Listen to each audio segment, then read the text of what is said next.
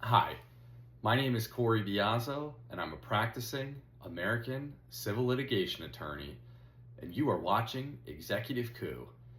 In today's episode, we're going to briefly discuss an update on the case covered in episode 15 involving several individuals that were removed from the United States and taken to South Sudan in violation of a preliminary injunction and in violation of the procedural due process rights of the individuals under the Fifth Amendment of the U.S. Constitution. In this case, the U.S. District Court for the District of Massachusetts ordered the Trump administration to maintain custody over these individuals in South Sudan while providing the individuals with adequate time and access to counsel as they would have had they not been removed from the United States to South Sudan in violation of the preliminary injunction issued in this case. The court made clear, quote, "This order reflects a remedy in light of the court's finding of a violation of its preliminary injunction that has been narrowly tailored in accordance with principles of equity." The court ordered ICE not to relinquish these individuals into foreign custody where the government could then attempt to argue that it can't get them back, like they have done with the Kilmar Abrego Garcia matter in El Salvador. The Trump administration submitted a June 5, 2025 declaration of Melissa B. Harper, Acting Deputy Executive Associate Director for the U.S. Department of Homeland Security, Immigration and Customs Enforcement, and Removal. The declaration makes the following statements and airings of grievances, which were entirely preventable had the Trump administration not hastily removed these individuals in violation of their Fifth Amendment procedural due process rights under the U.S. Constitution. Quote, "The aliens are currently being held in a conference room in a converted Conex shipping container on the U.S. Naval Base in Camp Lemonnier, Djibouti. This has been identified as the only viable place to house the aliens. The only U.S. government personnel authorized to maintain care and custody of the aliens upon their arrival in Djibouti were the 3 ICE officers who accompanied the plaintiffs on their removal operation. The team of ICE officers that was originally assigned to this mission was replaced and expanded on May 23, 2025.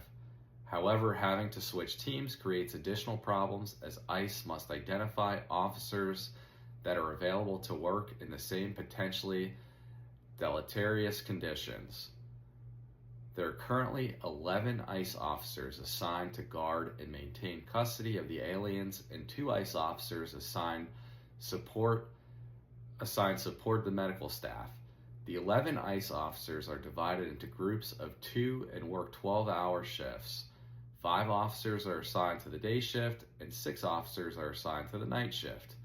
Officers within each shift may only take breaks when another officer assumes the assigned officer's responsibilities during the break. The alien designated restroom has sinks, 6 toilet stalls, and 6 showers. The designated restrooms are located in a separate trailer, which is 40 to 50 yards from the unit in which the aliens are housed. The ICE officers conduct pat-downs and searches for contraband during movements to the restrooms or for any other outside activity. Only 1 alien is allowed to use the toilet or shower at a time, and 1 officer is required to escort the alien. The conference room in which the aliens are housed is not equipped nor suitable for detention of any length, let alone for the detention of high-risk individuals.